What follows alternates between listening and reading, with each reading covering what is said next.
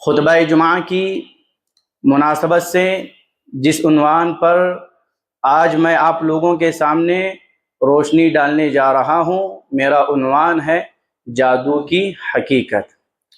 عزیزان ملت، علوم کی دنیا میں جادو ایک پرانا علم ہے۔ انسانی معاشرے میں اس کا وجود اور ثبوت پایا جاتا ہے۔ یہ موسیٰ علیہ السلام ہے اور یہ جادوگر ہے، اور اس وقت اس زمانے میں جادوگروں کو فرعونی سرپرستی حاصل تھی۔ جادوگر طبقے کو بہت ہی طاقتور طبقہ سمجھا جاتا تھا۔ جادوگروں نے فرعون کی سرپرستی میں، فرعون کی نگرانی میں موسیٰ علیہ السلام سے مقابلہ کرنے آئے۔ جب موسیٰ علیہ السلام سے مقابلہ کرنے آئے تو جادو کی حقیقت اور اصلیت نہ ہونے کی وجہ سے یہ جادو علم نبوت کے سامنے پسپا اور ناکام ہوا۔ تو اس موقع پر حضرت موسیٰ علیہ السلام نے جادوگروں سے خطاب کرتے ہوئے فرمایا، جادو کی حقیقت کو بے نقاب فرمائی تھی، کہا وَلَا يُفْلِحُ السَّاحِرُ حَيْثُ أَتَى، کہ جادوگر کبھی بھی کامیاب نہیں ہو سکتا ہے۔ جادوگر کو کبھی بھی حقیقی اور دائمی کامیابی نہیں مل سکتی ہے۔ عزیزان ملت، آج معاشرے کی بات کریں تو ہمارے معاشرے میں ایک بہت بڑا طبقہ ایسا ہے جو دین سے دور ہے، جو شرکیات میں ڈوبا ہوا ہے، جو بدعات کے دلدل میں پھنسا ہوا ہے، بد عقیدگیوں سے محبت کرتا ہے، بد عقیدگیوں کو گلے سے لگاتا ہے۔ یؤمنون بالجبت والطاغوت، کاہن، جادوگر، بت پر ایمان رکھتا ہے، اور اللہ تعالیٰ ایسے لوگوں کے بارے میں فرماتا ہے یہی وہ لوگ ہیں جن پر اللہ تعالیٰ نے لعنت برسائی ہے۔ اولئک الذین لعنہم اللہ، یہی وہ لوگ ہیں جن پر اللہ تعالیٰ نے لعنت برسائی۔ عزیزان ملت، جادو کفر ہے، جادو شرک ہے، جادو شیطانی فعل ہے، جادو دھوکہ ہے، جادو فریب ہے، جادو حیلہ سازی ہے، جادو چالاکی ہے، جادو شعبدہ بازی ہے، جادو نظروں کا دھوکہ ہے، جادو کفر ہے، اور جو یہ کفر کا ارتکاب کرتا ہے اللہ کہتا ہے فَلَعْنَةُ اللَّهِ عَلَى الْكَافِرِينَ، اللہ نے کافروں پر لعنت برسائی ہے۔ فَلَعْنَةُ اللَّهِ عَلَى الْكَاذِبِينَ، اللہ نے جھوٹوں پر لعنت فرمائی ہے۔ حاضرین جمعہ، جادو کس کو کہتے ہیں؟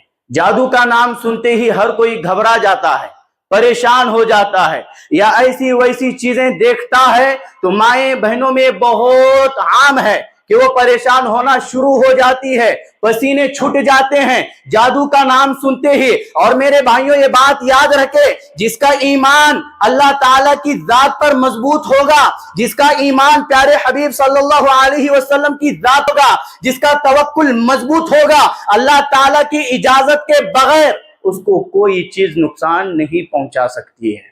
جادو کس کو کہتے ہیں؟ جادو کی تعریف کیا ہے؟ لغت میں جادو کہتے ہیں اس پوشیدہ چیز کو جس کے لطیف اثرات ہوتے ہیں، جس کے بڑے ہی خطرناک اثرات ہوتے ہیں۔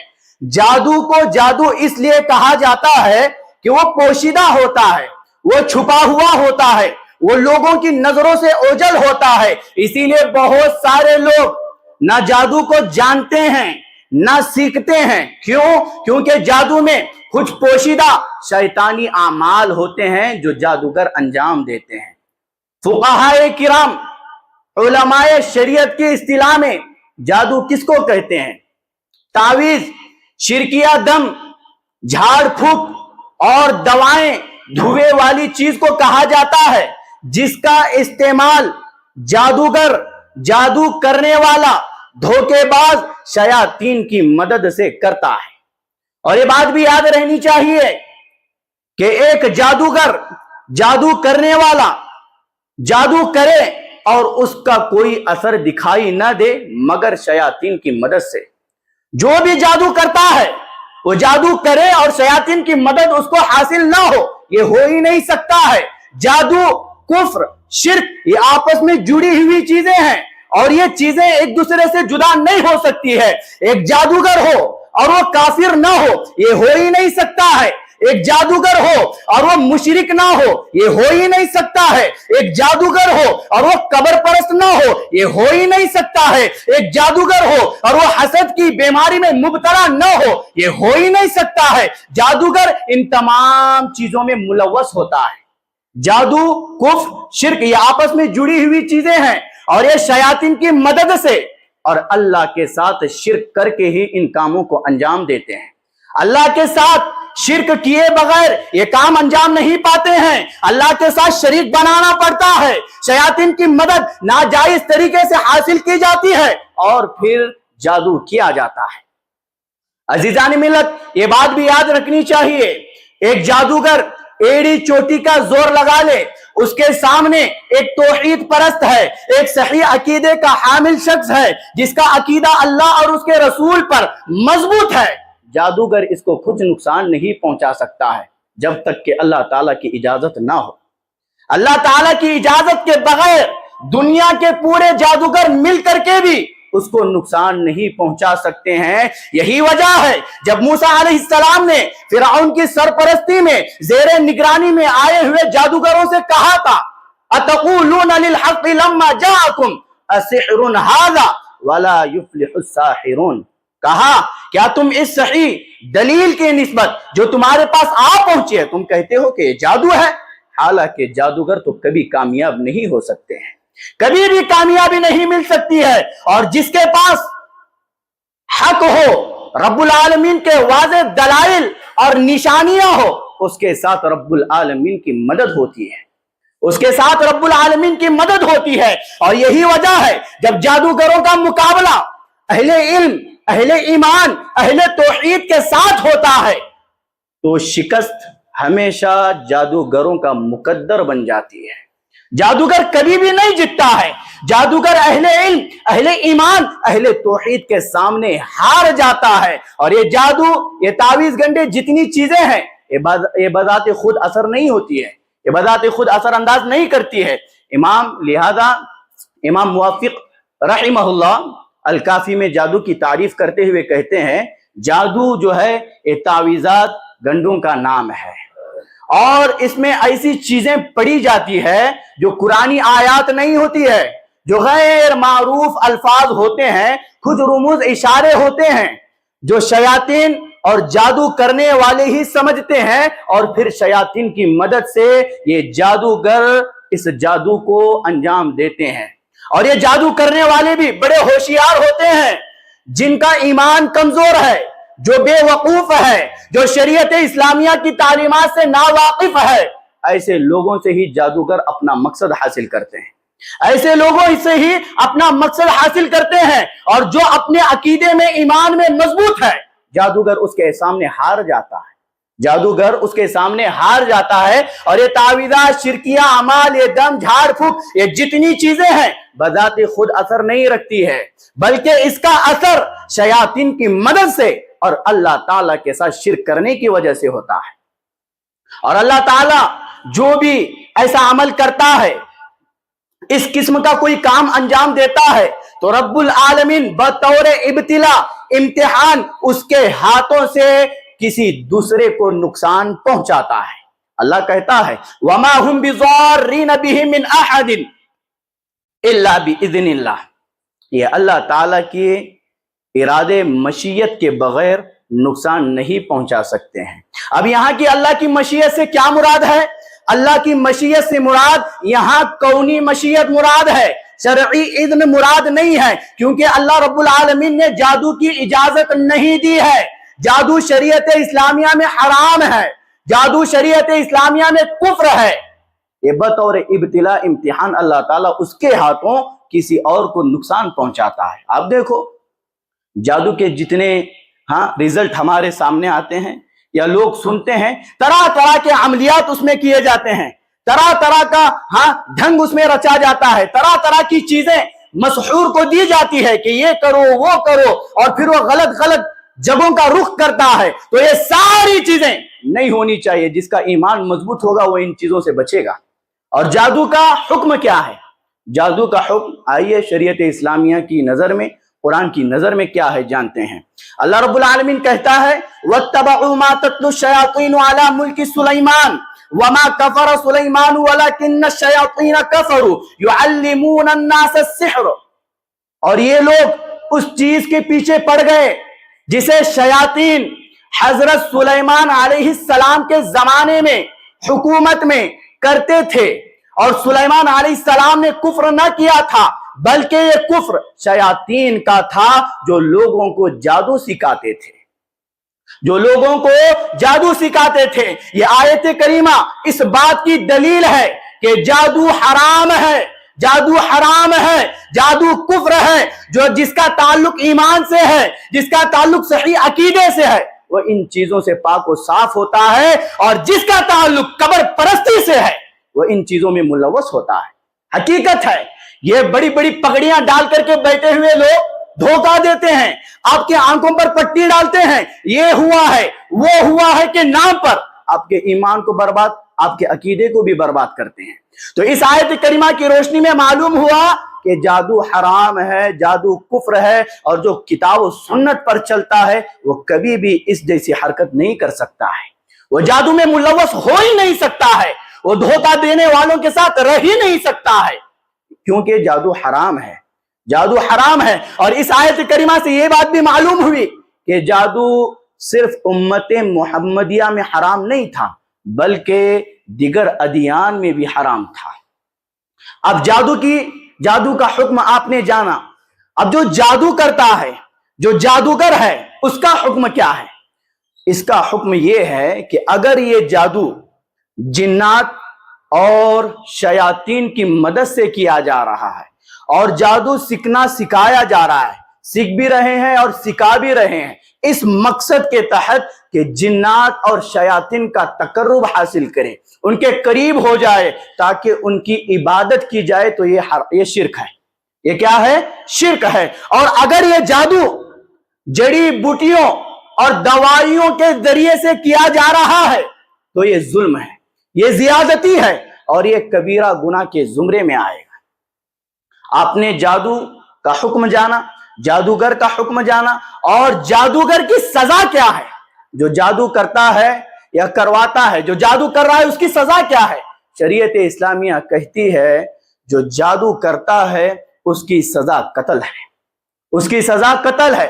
सैयदा उम्मे हफ्सा रज़ियल्लाहु अन्हा पर उनकी लोंडी ने जादू किया था, उनकी लोंडी ने उन पर जादू किया था, तो उन्होंने हुक्म दिया कि उसको कत्ल कर दो। और जुंदुब रज़ियल्लाहु अन्हु कहते हैं हद्दुस्साहिरी ज़रबुहु बिस्सैफ, जो जादूगर होता है, जो जादू करता है, उसकी सजा कत्ल है। और उमर बिन खत्ताब रज़ियल्लाहु अन्हु ने अपने दौरे खिलाफत में अपनी वफात से 1 साल कबल ये पैगाम रवाना किया, ये पैगाम भेजा कि जहां जादूगर मिले उनको कत्ल कर दो, उनको कत्ल कर दो। और उमर बिन खत्ताब रज़ियल्लाहु अन्हु के हुक्म की तामील करते हुए 3 जादूगरों को कत्ल किया गया था। तो मालूम यह हुआ कि जादू शरीयत इस्लामिया की नजर में हराम है, कुफ्र है, और जो जादूगर होगा उसकी सजा कत्ल है, उसकी सजा कत्ल है। अब यहां पर जो जादू करवाया या किया जाता है, इसके 3 बुनियादी मकासिद है, इसके बहुत सारे मकासिद है। 3 बुनियादी मकासिद का जिक्र आप लोगों के सामने करता हूं। ये जादू जो करवाया जाता है उसके बुनियादी मकासिद में से बुनियादी मकसद मियां बीवी के दरमियान जुदाई डालना होता है। जादू इसीलिए किया जाता है या जादू करवाया इसीलिए जाता है कि अगर 2 रिश्ते हंसी खुशी से चल रहे हैं या फिर मोहब्बत के साथ जिंदगी गुजार रहे हैं तो फिर इन मियां बीवी के दरमियान जुदाई डाल दी जाती है।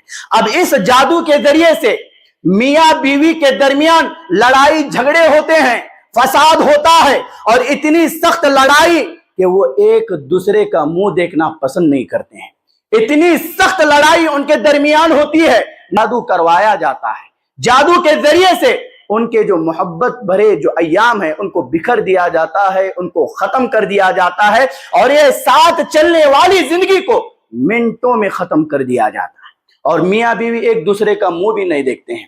اللہ رب العالمین قرآن مجید میں کہتا ہے فَيَتَعَلَّمُونَ مِنْهُمَا مَا يُفَرِّقُونَ بِهِ بَيْنَ الْمَرْءِ وَزَوْجِهِ، اللہ نے کہا یہ ان لوگوں سے وہ چیز سیکھتے ہیں جس کے ذریعے سے میاں اور بیوی میں جدائی ڈال دی جائے۔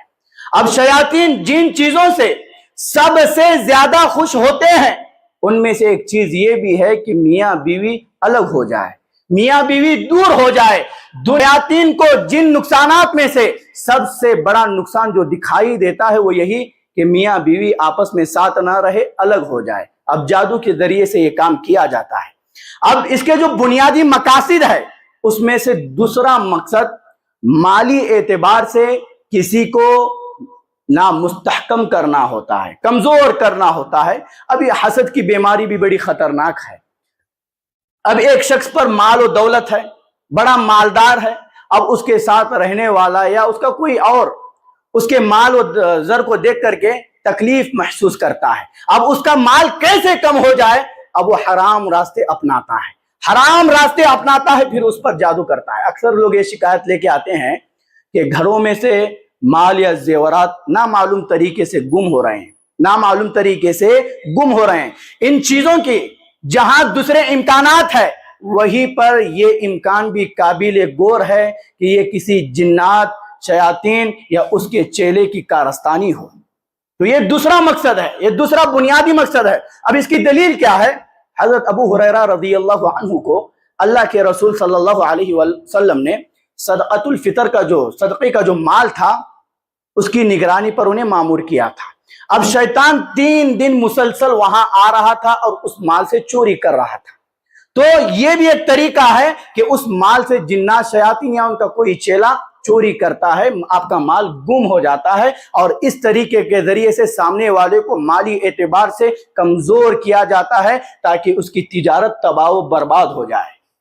لیکن ڈرنے گھبرانے کی ضرورت نہیں ہے، اس کا توڑ بھی شریعت اسلامیہ بتاتی ہے۔ اب تیسرا اس کے جو بنیادی مقاصد ہے، جو جادو کیا یا کروایا جاتا ہے، اس کے بنیادی مقاصد میں سے تیسرا مقصد جو ہے کسی کو خوف زدہ یا پریشان کرنا ہوتا ہے۔ اب اس کی دلیل کیا ہے؟ اللہ رب العالمین قرآن مجید میں کہتا ہے قَالَ بَلْ أَلْقُوا فَإِذَا حِبَالُهُمْ وَعِصِيُّهُمْ يُخَيَّلُ إِلَيْهِ مِنْ سِحْرِهِمْ أَنَّهَا تَسْعَىٰ فَأَوْجَسَ فِي نَفْسِهِ خِيفَةً مُوسَىٰ قُلْنَا لَا تَخَفْ إِنَّكَ أَنْتَ الْأَعْلَىٰ۔ جب فرعون کے جادوگروں نے اپنا کرتب دکھایا تو موسیٰ علیہ السلام پر یہ خیال گزرنے لگا کہ ان کی رسیاں، لکڑیاں جادوگروں کے جادو کے زور سے دوڑ رہی ہے، بھاگ رہی ہے۔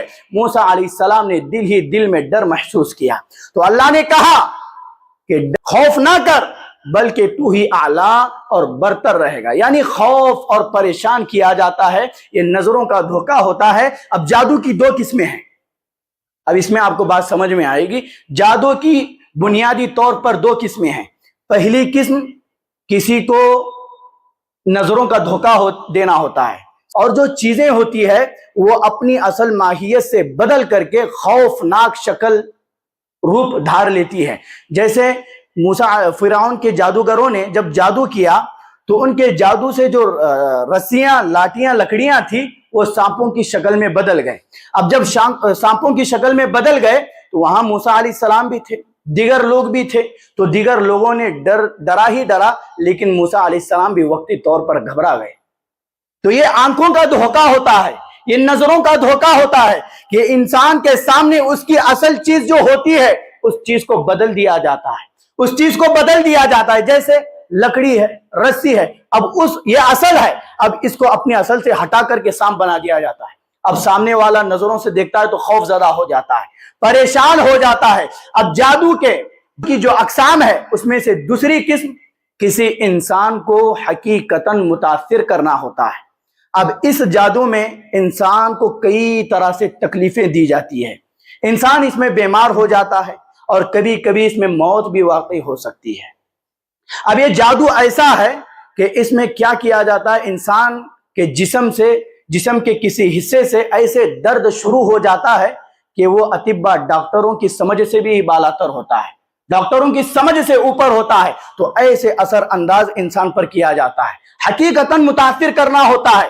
اب اس میں دو طرح سے انسان کو تکلیف دی جاتی ہے، یہ باتیں یاد رکھنی چاہیے، دو طرح سے، کیونکہ یہ باتیں معلوم نہیں ہوئی، ذری چیز کو لے کر کے یہ ہو گیا وہ ہو گیا، یہ باتیں آتی ہیں، اور یہ چیزیں جو بیان کی جا رہی ہے اگر کسی کے ساتھ اس کا سامنا بھی ہوا تو فوری طور پر حکم بھی نہیں لگانا چاہیے، سمجھ میں آ رہا ہے؟ تو اس میں حقیقت میں انسان کو جو متاثر کیا جاتا ہے، اس میں انسان کو دو طرح سے تکلیف دی جاتی ہے۔ کتنے؟ دو طرح سے۔ پہلی جو تکلیف دی جاتی ہے وہ انسان کے جسم سے چمٹ کر کے تکلیف دی جاتی ہے۔ اب کیسے؟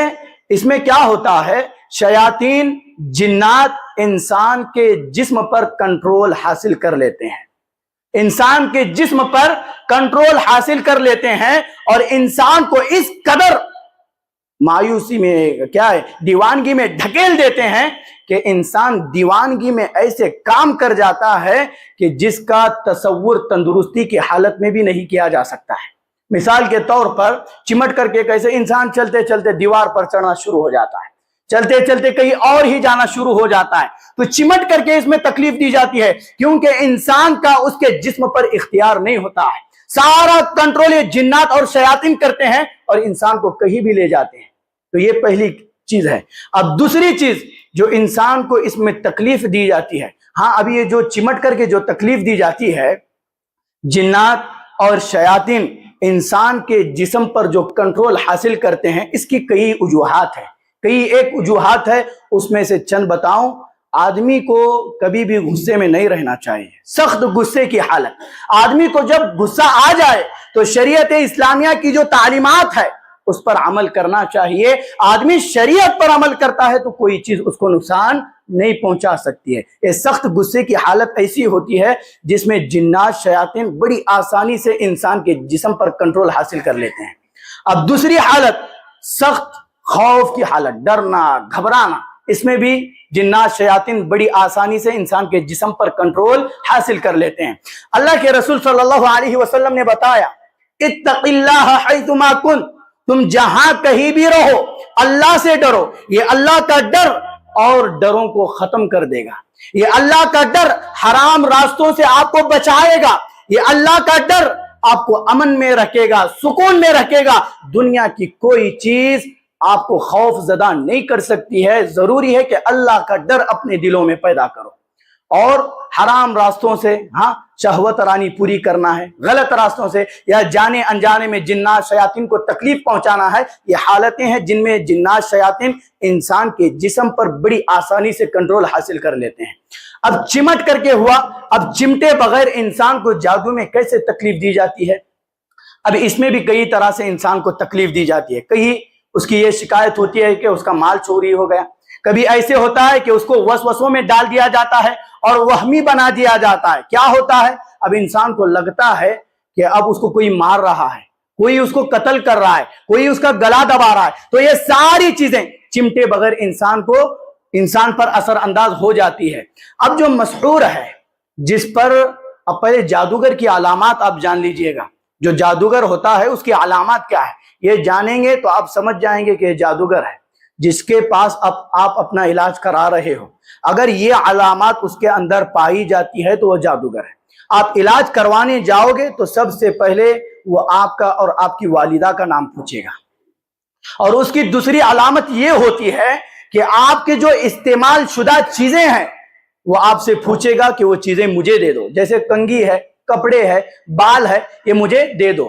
اب آپ کو کہے گا کہ آپ کسی ایسے کمرے میں بند ہو جاؤ جہاں پر سورج کی روشنی نہ آتی ہو، اور آپ سے کہے گا کہ لوگوں سے الگ تھلگ ہو جاؤ، لوگوں سے ملاقاتیں نہ کرنا۔ اس کے علاوہ اور بھی کئی ساری علامات ہیں۔ سب سے پہلے تو آپ کا اور آپ کی والدہ کا نام ہی وہ پوچھیں گے، اور آپ کی استعمال شدہ چیزیں بھی آپ سے مانگیں گے، اور ایک علامت ان کی یہ ہے کہ وہ آپ سے شرک کروائیں گے، وہ آپ سے شرک کروائیں گے، کہیں گے کہ ایک مخصوص قسم کا جانور وہ آپ سے مانگیں گے، سیاہ رنگ کا، اور آپ سے کہیں گے کہ اس کو ذبح کرو، اس کو ذبح کرو، اور اس کا جو خون ہے وہ مریض کے جسم پر ملو، یا پھر اس خون کو لے جا کر کے غیر آبادی میں پھینک دو۔ یہ جادوگر کی علامات ہے۔ اب جس پر جادو کیا جا رہا ہے، مسحور اس کو کہا جاتا ہے، اس کی بھی کچھ علامات ہے۔ اگر یہ چیزیں انسان سے جڑی ہوئی ہے تو فوری طور پر فیصلہ نہیں کرنا کہ اس کو جن لگا ہوا ہے، اس پر جادو کیا گیا ہے۔ یہ جو علامات میں بتا رہا ہوں یہ جن لگنے کے لیے قطعی دلیل کی حیثیت نہیں رکھتے ہیں جب تک کہ اس کا علاج قرآن مجید سے نہ کروایا جائے۔ اب جس پر جادو کیا جاتا ہے، کچھ علامات آپ سن لیجئے، ان علامات کو دو حصوں میں تقسیم کیا جاتا ہے۔ پہلی قسم نیند کی حالت اور دوسری قسم بیداری کی حالت۔ اب بیداری کی حالت میں کیا ہوتا ہے؟ انسان کسی سبب کے بغیر گر جاتا ہے، بغیر کسی سبب کے وہ گر جاتا ہے اور بغیر کسی سبب کے بے ہوش ہو جاتا ہے، اور ایسی بے ہوشی جس کا علاج ڈاکٹروں پاس بھی نہیں ہوتا ہے، اور بغیر کسی سبب کے سر درد ہونا شروع ہو جاتا ہے۔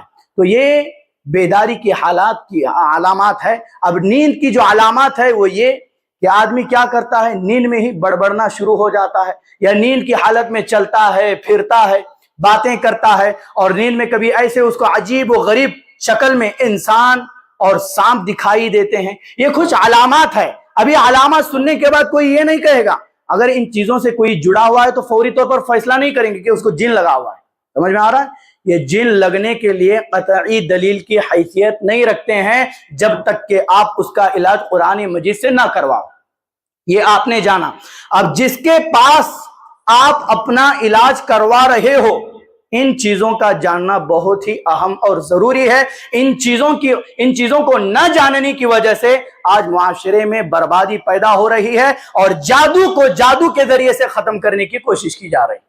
اب وہ علامات کیا ہے؟ اب جس کے پاس آپ علاج کروا رہے ہو، چند چیزوں کا اس کے اندر پایا جانا بہت ہی اہم ہے جس سے آپ علاج کروا رہے ہیں۔ پہلی بات، وہ علم میں، تجربے میں ماہر ہو، اور زہد و تقوی کا حامل ہو، اور نمازوں کا پابند ہو، سلف صالحین کے عقائد پر ہو۔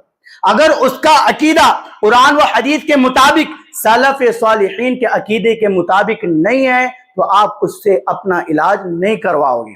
اگر وہ بدعتی ہے، قبر پرست ہے، مشرک ہے، کیونکہ آپ ان کے پاس نہیں جاؤ گے، کیونکہ وہ اب جو جادو ہٹائیں گے وہ ایسے ہٹائیں گے کہ کچھ چیزیں ہوتی ہے، شروع میں وہ قرآنی آیتیں پڑھیں گے اور اس کے بعد کچھ ایسی چیزیں پڑھنا شروع ہو جائیں گے جو مسحور، جس پر جادو کیا گیا ہے، وہ سمجھ نہیں پائے گا۔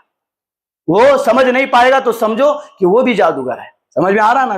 شروع میں تو قرآنی آیتیں پڑھے گا، بعد میں ایسی چیزیں پڑھے گا کہ سامنے والے جو بیٹھے ہوئے ہیں ان کو سمجھ میں ہی نہیں آئے گا، ایسی چیزیں پڑھنا شروع ہو جائے گا۔